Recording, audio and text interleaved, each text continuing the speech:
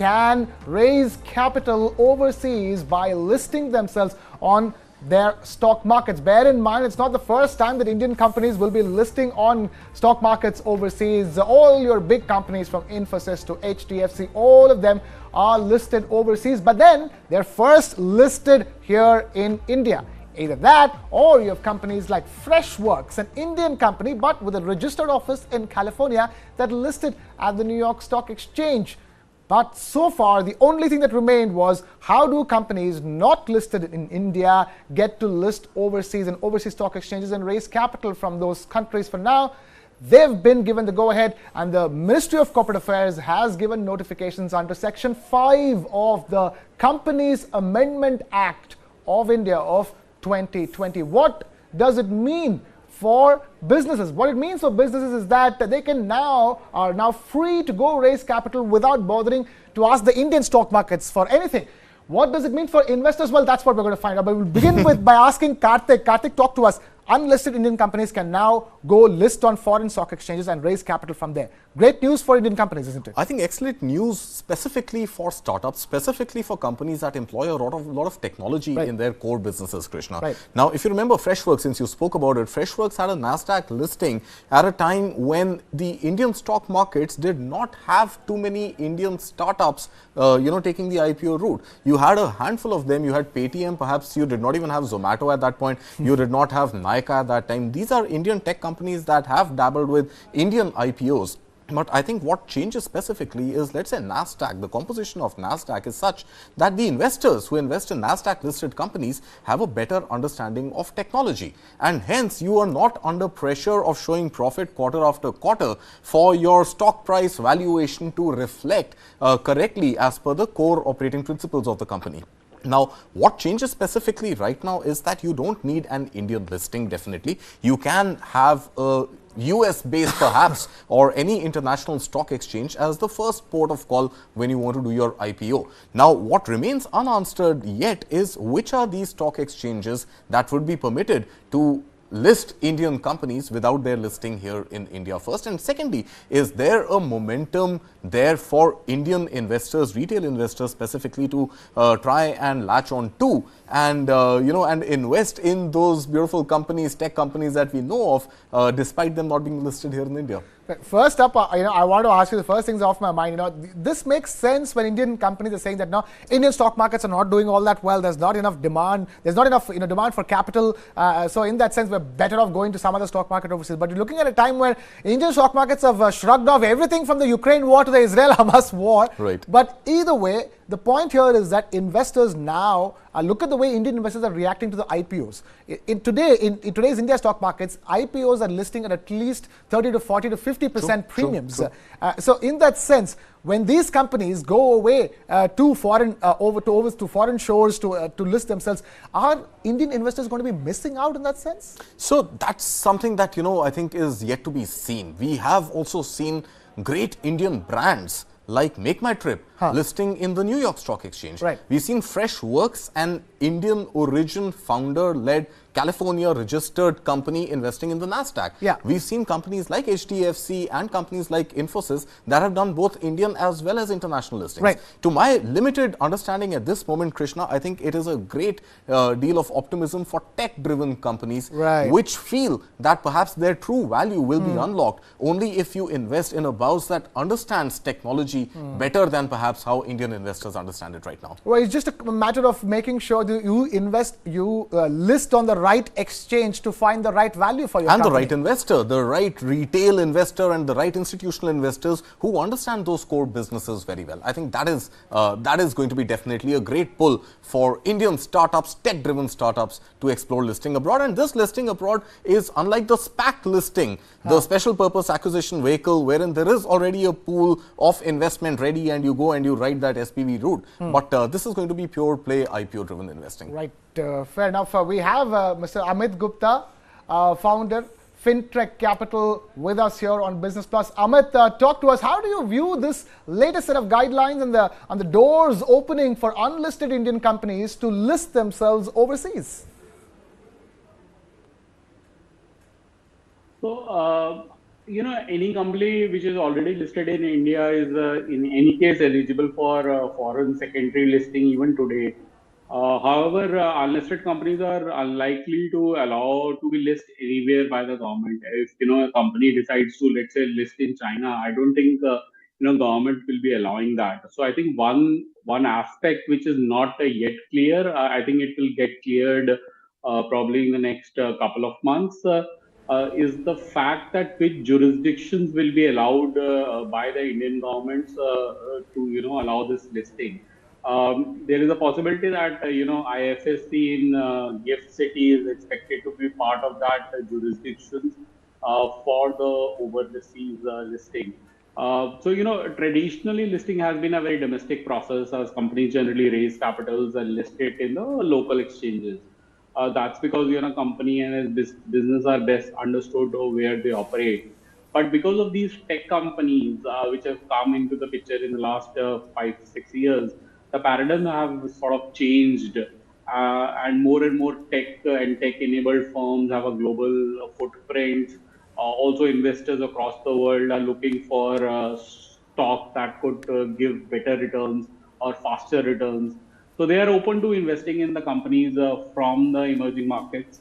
So that has sort of created a demand for the overseas listing of these companies. Amit, hi, sorry to butt in. Amit, just want to understand the direct impact on Indian retail investors. How do Indian retail investors participate in an IPO of an Indian brand, an Indian company, tech or otherwise, listing abroad? Will we have to take the FOF route? Will we have to wait for these companies to become part of a mutual fund or a fund of funds? Or do you see there is going to be enough momentum for retail investors to buy these international equities directly as well? And what changes for the Indian investor? So I think in the past, couple of years, the Indian mutual funds and insurance firms they have shown to invest, in the new age businesses. They've invested in Paytm, Zomato, Nykaa, Cartrade, etc. But their experience of investing in the tech firms there involves a lot of compliance and a lot of work. So there have been very few mutual funds, I would say less than 5%, who have been inclined to actually invest in the companies which are listed, on the Nasdaq or New York Stock Exchange. So they are unwilling to take the risk. I understand the reasons why they do it because double compliance is a major challenge for a lot of these companies. There are FOF routes, but given the recent taxation changes, now you pay more tax to invest into it. So that FOF route is also become a little expensive to invest into those companies. From a taxation point of view and from an investment convenience point of view, the things have become a little difficult to invest into these companies if they are listed abroad. So my fears are proven right. Although it's a bonanza for Indian companies, tech companies and tech startups, the Indian investors could most likely miss out on some of these wonderful ideas and companies created right here in India and eventually creating value in a stock exchange overseas. But then at the end of the day, it's the right stock for the right set of investors seems to be the equation that's being formed over here. Amit Gupta, we're going to let you go off of this stage. Thank you so much for taking time out to be with us here on News 9 Live and putting things into perspective. And we will move on here from the bonanza to something which is the opposite of a bonanza, because we're in the middle of the Diwali season, and Diwali season across most parts of India is all about gifting. But did you know that there could be a tax on all your Diwali gifts? Well, it is true, especially if they're above the 50,000 rupee mark from another person. And if it is from your own company, anything above 5,000 rupees could be taxed. So you need to understand the tax rules for all your Diwali gifting so that you don't get confused with all the gifts that you're giving and getting during the Diwali season, isn't it, Karthik? I mean, first of all, it's a surprise for us to figure out the fact that, hey, there's a tax and there are different levels of taxation for gifting from friends, gifting from relatives, gifting from your employer. So I think, Krishna, how the tax authorities view this is income from other sources. Okay. As simply as basically put, they are saying this is income that you have received. Gift, no gift, let's arrive at that subsequently. There is some money that has hit your bank accounts, or there is some gold, or there is some painting or there is some artwork of some value which has hit your balance sheet or your P&L statement as you want to see it, and hence this is income from other sources. If it is income of any kind, 1 source, 2 source, 5 sources, let's put some tax on it and let's share your Diwali gift with me. Why That's not? what the Why not? point of view seems to be.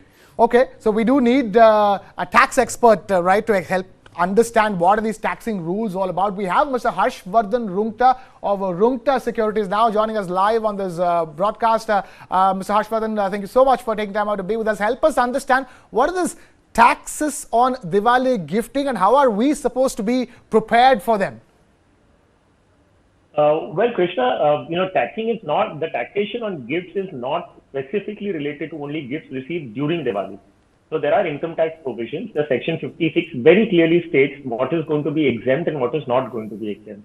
So the first thing that you need to keep in mind that any gift in the form of cash, in the form of kind, or in any other form, which exceeds 50,000 rupees in a year, okay, from a non-relative, is going to be taxable. So there are two elements. One is a value involved in it, and one is the person giving. The relationship is going to be ascertained. So let's take the first element.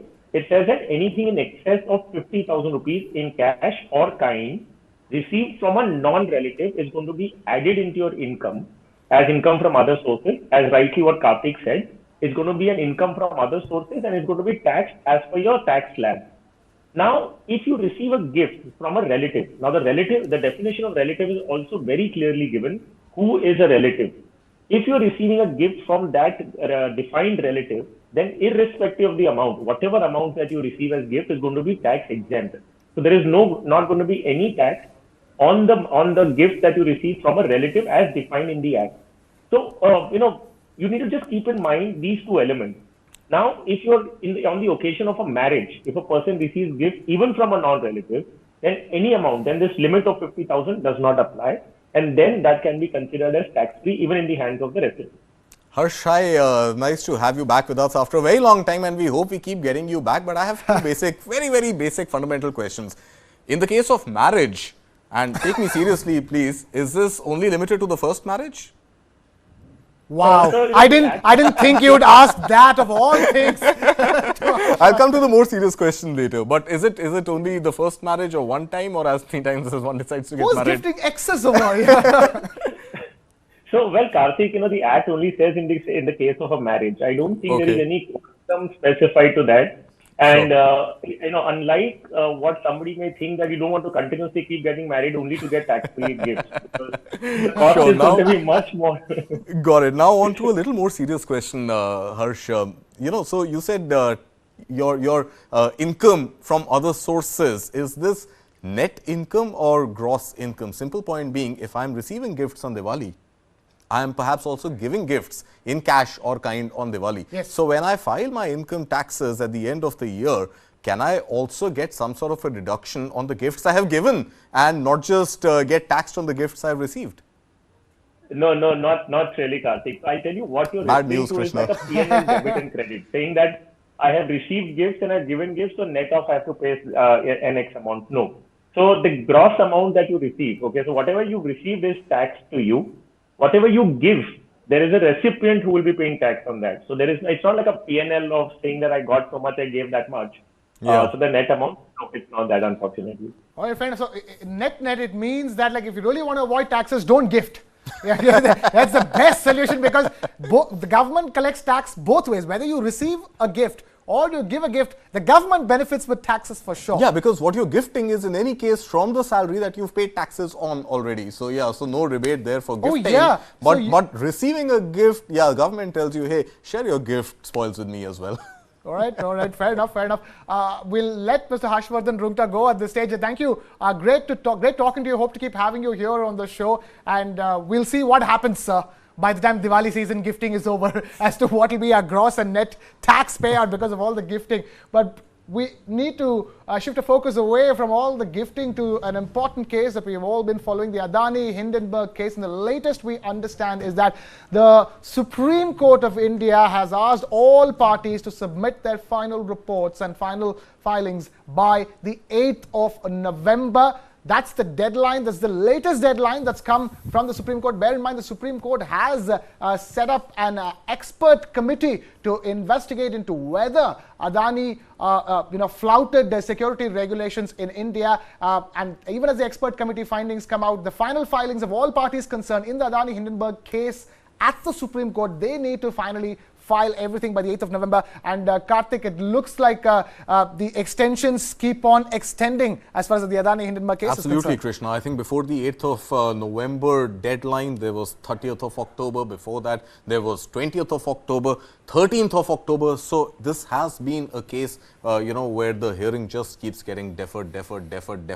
Let's just hope 8th November is sacrosanct, and we do see some sort of a form of that report by SEBI, which has to be presented. Remember, the expert committee had given its recommendations to SEBI. SEBI had made it clear that out of the 24 line items under investigation, barring 2, it has been able to conclude its investigation on the remaining 22. We don't know what those 2 items are. Last understanding was that opaque structures, the fact that SEBI was not able to exercise any jurisdiction on entities registered and operating outside of the shores of India, and hence could not conclusively state who seemed to be the end beneficiaries from those opaque structures which are registered internationally. So long story short, let's hope 8th November is the date when we get some sort of a closure, at least on the 2 counts on which the Adani Hindenburg saga, dwelled upon, and the Hindenburg research, which said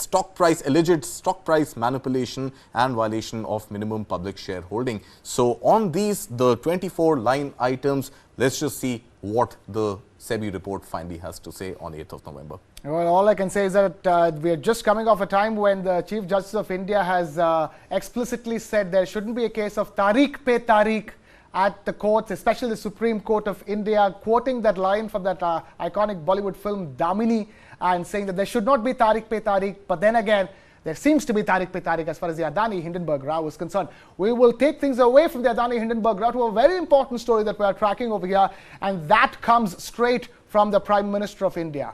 While Prime Minister Modi was addressing a rally in the election-bound state of Chhattisgarh on Saturday, Prime Minister Modi announced that the free ration scheme that was introduced, bear in mind, during the time of COVID and has around 80 crore beneficiaries, that free ration scheme is now set to be extended for another 5 years. Let's first listen to what the Prime Minister had to say. मेरा पहला संकल्प बना था कि मैं इतने बड़े संकट में किसी भी गरीब के घर का चूल्हा बुझने नहीं दूंगा। मैं गरीब से गरीब का घर का चूल्हा जलता रहे, बच्चे कभी भूखे सो न जाए, इसके लिए मैं जागता रहता था। और भाइयों बहनों, कोरोना काल से लेकर के अब तक 80 करोड़ लोगों को हमने गरीब कल्याण अन्न योजना के तहत मुफ्त राशन देने की योजना चलाई। हमारे मध्य प्रदेश में करीब 5 करोड़ हमारे परिवारजन, हमारे 5 करोड़ साथी, उनको घर में ये मुफ्त राशन पहुंचा, उनका चूल्हा कभी बूझा नहीं, मां को कभी रोते बिलखते बच्चे देखने नहीं पड़े। और इसलिए भाइयों बहनों, वैसे तो ये योजना 1 महीने के बाद दिसंबर महीने में पूरी हो रही है। Right, it ends in the month of December, and the Prime Minister will be extending it for another 5 Decembers. After that, we have Mr. Rakesh Kar, editor of News 9 English First, joining us live here on the broadcast on Business Plus. Rakesh ji, talk to us. My only question is, what is the rationale behind the extension of the free ration scheme? When it was introduced, there was COVID. But now, there is no COVID. We have elections. Elections. If I can borrow the phrase from entertainment. Absolutely. So, but you have to put it in context. I think Mr. Modi and his government needs to be congratulated for setting this scheme up when it was needed. You know, there was tremendous pressure on Indian government led by Mr. Modi to bring in a cash incentive. A lot of global, statesmen were actually pushing, and there was Indian opposition led by Rahul Gandhi also asking for a cash incentive to mitigate the COVID challenge. But this particular government, didn't come under pressure and brought in this scheme. Brilliant scheme, it was extremely useful, but it's one of those schemes which has outlived its utility. There's a fiscal burden that we must be conscious of. Mr. Modi has made this, announcement about 5 years extension to this scheme in an election rally. I hope, it's only an election rally promise, not a promise in its entirety, because there's a huge fiscal overhang to it. But politics is politics. I'm just keen to take you back to a little conversation I had in 2013 with a gentleman called Arvind Panagaria, who then became the chief economic advisor and then became Niti Aayog's first vice chairman. Chairman is the minister, so my apology, vice chairman. So I did this interview for DNA newspaper, and I said, what are Mr. Modi's priorities? This was before he became the prime minister, but everybody knew there was a sweep, and Mr. Modi was all set to come in.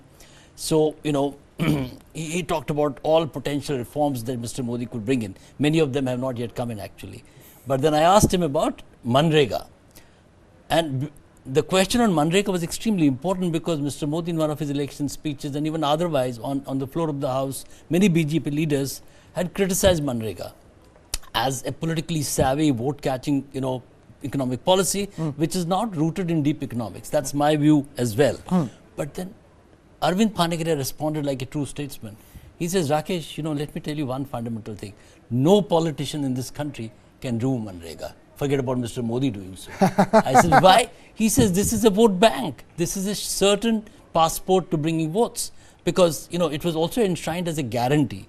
The way UPA brought in a few of these economic policies, it's a guarantee. One, you can't do away with a guarantee. It becomes a constitutional imperative. So Mr. Modi can't remove it. But the more important, the more lucrative part is politics. That leads to a very fundamental question, Krishna. When Manrega, we have seen, has not got fattened in a very big way, but it is being sustained with minor tweaks here and there. The budgets are there. So whosoever comes into power next year, Manrega will continue and grow. So, we have to decide whether our policies are pro-poor or pro-poverty. I have been battling with this big question, and we know a history of states where, one after the other, there have been so-called poor policies, but they're ultimately pro-poverty. If you don't allow individuals to stand on their own feet, now there is no COVID. It's important that we encourage the population, vast one, to stand on its own, at least make an attempt, so that you're not a burden on the larger society. Good when they need it, not required when they don't need it. Right, a fair point, clear, precise understanding. No questions about it, whatever be the case, politics is politics. But then again, Rakesh, the same observers say the same thing. If you are not there to rule, you can't fix the economy. First, you have to ensure that you come back to power, or you are in power, to ensure you do what you want. Krishna, we need a situation where you are in power as the best person, whosoever it is, but you also have the right fix for the economy.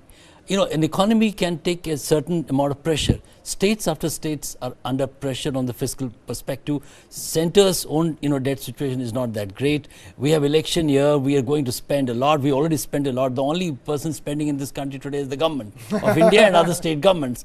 Private sector is not yet kicked in. If you continue to do that without actually a vast population coming on its own, and that's going to put a lot of pressure on the Indian middle class, incidentally, which we are looking about taxation story for Diwali gifting. The whole pressure comes ultimately on the Indian middle class. Right, the Indian middle class is where finally the baton cannot be passed anymore. It ends with the middle class, and with that, we have come to the end of this edition of Business Plus. Completely out of time over here. I'm going to thank Rakesh ji and Karthik Malhotra for taking time out to be with us here on this edition of Business Plus. But that's a wrap here from my side. This is Krishna Kumar signing off. Keep it with News 9.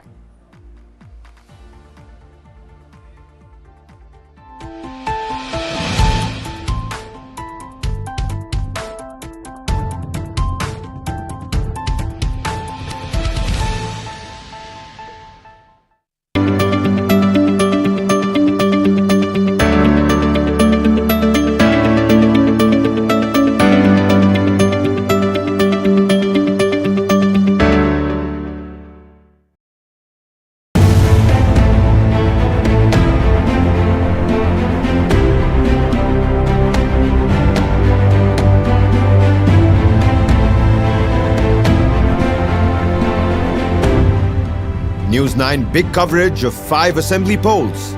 Mandate 2023.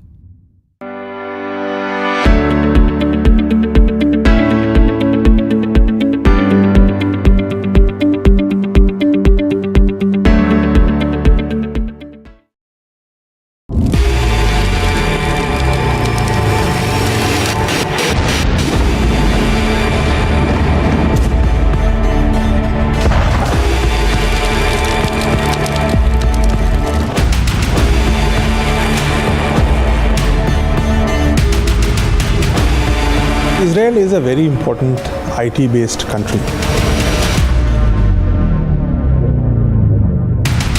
TCS or Infosys or Wipro have a few hundreds of employees based out of Israel. More than 500 multinational organizations, including Intel, Google, and Microsoft, have their offices in Israel. And this war is not sustainable for them. Israel is the market leader when it comes to the global technology sector in cybersecurity. Employees of global multinationals like Intel, Microsoft, Google, who have a much larger presence out there, what they will be looking at is actually moving some of those headcounts to geographies like India.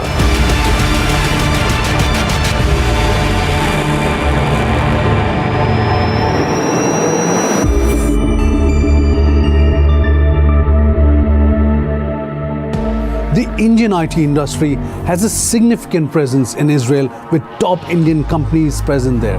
This includes Tata Consultancy Services, which set up base in Israel in 2005 and has over 1,000 employees. And among other Indian IT companies in Israel are HCL, which has around 130 employees, and Tech Mahindra, which recently tied up with Israel-based defense electronics ELTA systems. So Wipro also has around 80 employees in Israeli, mostly locals. Three kinds of impacts in the negative side is happening. In terms of losing the local Israeli talent, which either cannot report to work now or has been already called by the armed forces, so that talent is not available, at least for the foreseeable future, number one. Number two is also in terms of Israel does a lot of capacity building, because Israel, as I told you, is very good at skill building and so on. And that also is going to globally impact the IT industry, including our own. And the third thing which is also going to happen, that a lot of projects which were happening in Israel and are ongoing on Israel will also get impacted. For instance, TCS works very closely with the Ministry of Finance in the government of Israel, where it is working with the banks of Israel to process automation, better customer satisfaction and so on. All this gets impacted across the sectors. TCS and Wipro have already issued statements that they're monitoring the Israel-Palestine situation, and they're also in regular touch with their employees. And that's because employee safety remains their top priority. But there's a deep sense of anxiety which continues to loom. This is because there's a fear that the conflict may intensify.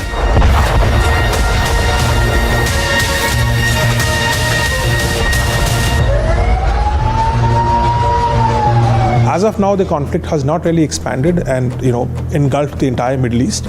There is a chance that it may. We hope it does not. But if it does, then that impacts not just Israel. It also starts impacting the entire Middle East, from Egypt to Iran. All that starts getting impacted, and our IT industry is strongly present. And there's a strong sense of revenue, which comes in, and also remittances which come in from this entire region. Global IT majors perhaps have more at stake in this conflict, and there's more to lose for them.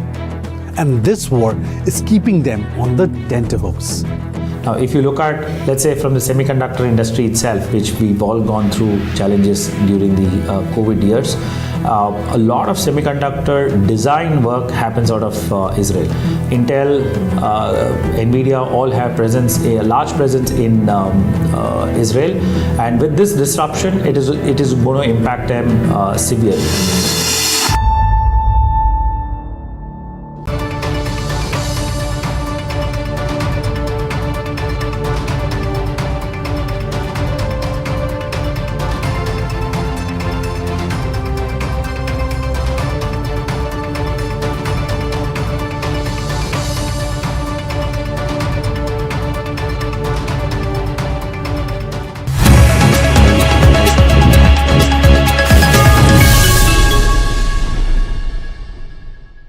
The Merkava is the Israeli army's principal main battle tank. It's been part of all of Israel's ground offensives since 1982.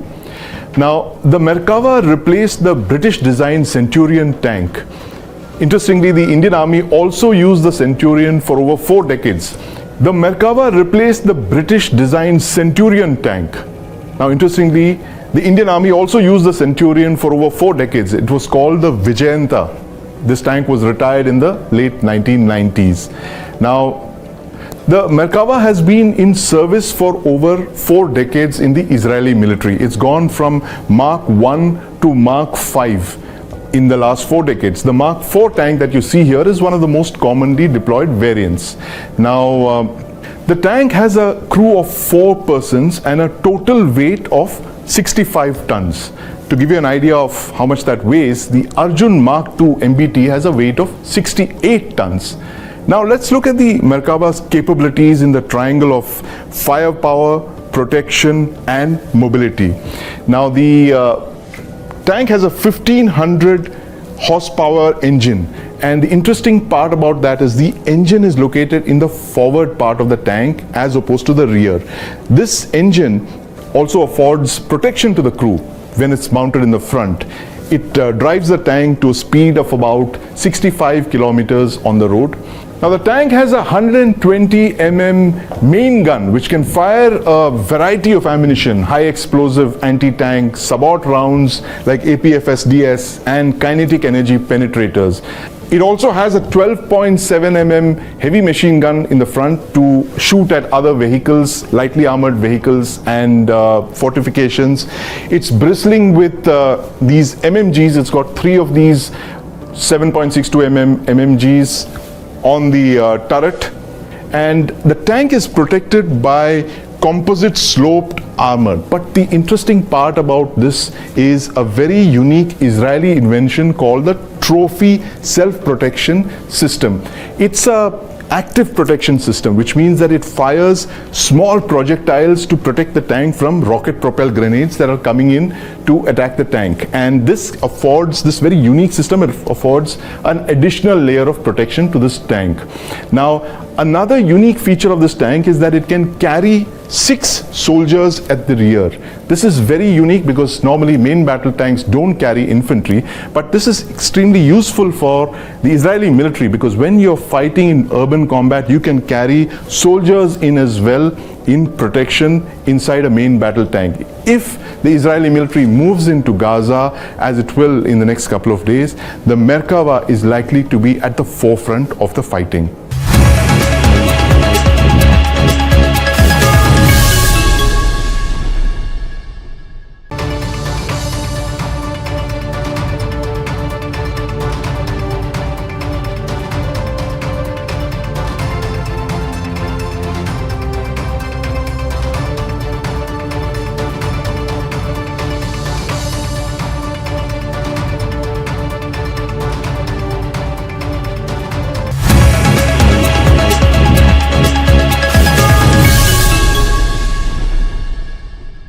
Gaza over the last 2 weeks has become the flashpoint of a deadly war between Israel and Hamas terror group after terror attacks in southern Israel on 7th of October.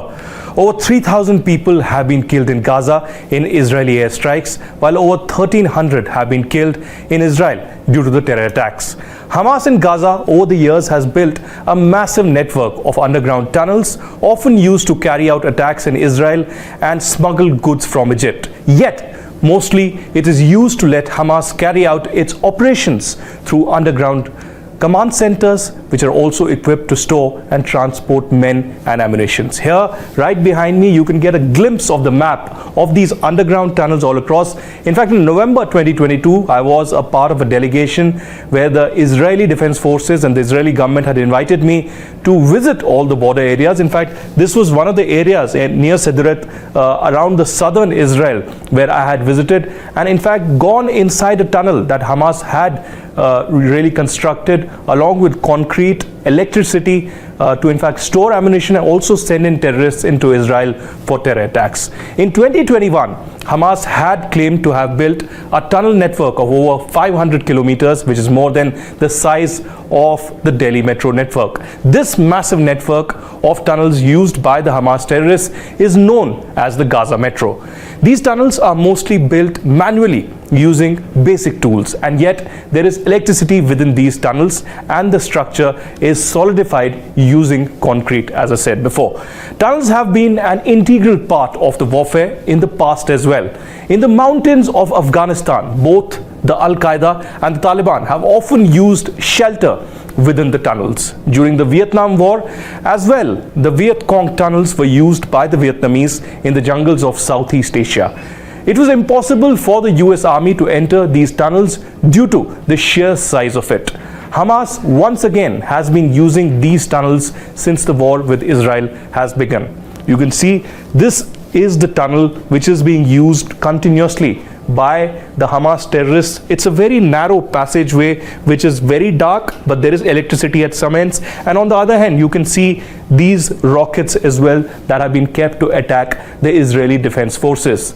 And IDF has also accused the Hamas of hiding inside these tunnels and often using civilians in Gaza as human shields. These tunnels are often difficult to navigate because of its maze-like structure and booby traps by the Hamas all along the passageway. Israel, however, is all set to now launch a massive ground assault inside Gaza to crush Hamas. Almost 4 lakh troops and reservists on ground have been mobilized for the same. The Israeli Defense Forces would also be using bunker busters or laser-guided bombs, also known as GBU-28, to demolish the underground tunnels or any targets hidden far below the surface. The bunker buster is a 19-feet-long explosive developed by the United States, which goes underneath the ground before exploding. It would, however, be a challenging ground assault because Hamas is currently holding nearly 200 Israeli and foreign hostages who could have been kept in these tunnels as well.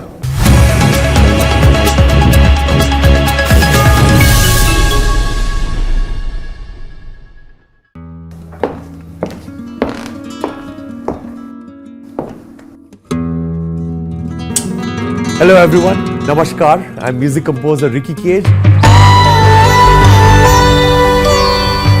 3-time Grammy Award winner and a United Nations Goodwill Ambassador. And you're watching me on First Person on News 9 Plus.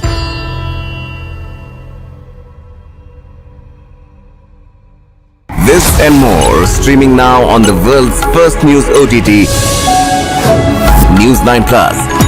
Download now.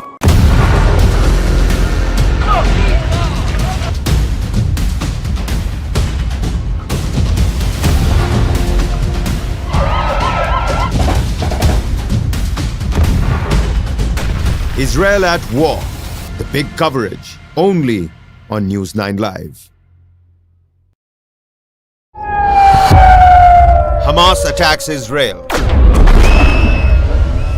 Israel Defense Forces strike back at Hamas.